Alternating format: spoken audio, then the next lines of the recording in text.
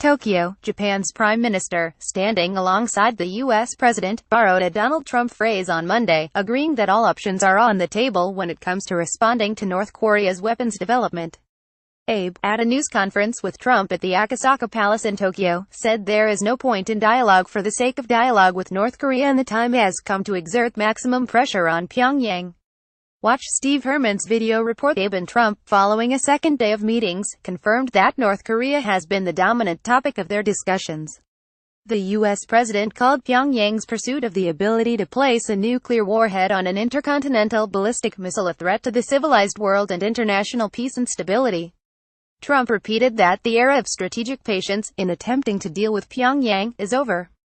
Some say my rhetoric is strong, but look what's happened with weak rhetoric over the last 25 years, the president said, criticizing the approaches of previous U.S. administrations.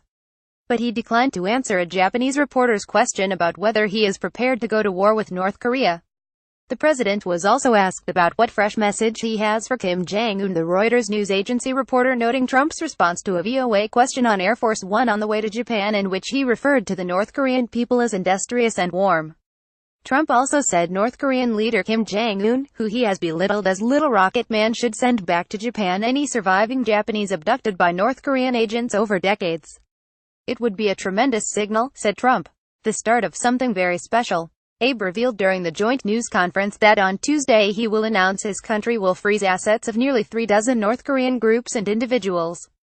The unilateral measures follow enhanced sanctions on North Korea placed by the U.S. Treasury Department and the United Nations. Trump, in a pair of public pronouncements in Tokyo on Monday, said he expects Japan will purchase massive amounts of American military equipment and some of it will enable Japan to shoot North Korean missiles out of the sky. Trump arrives in South Korea on Tuesday and is to address the National Assembly, where he is expected to reaffirm the U.S. commitment to defend America's ally against Pyongyang.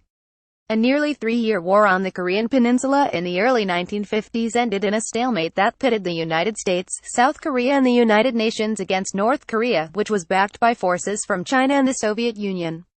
No peace treaty was signed and the Korean peninsula has remained divided ever since.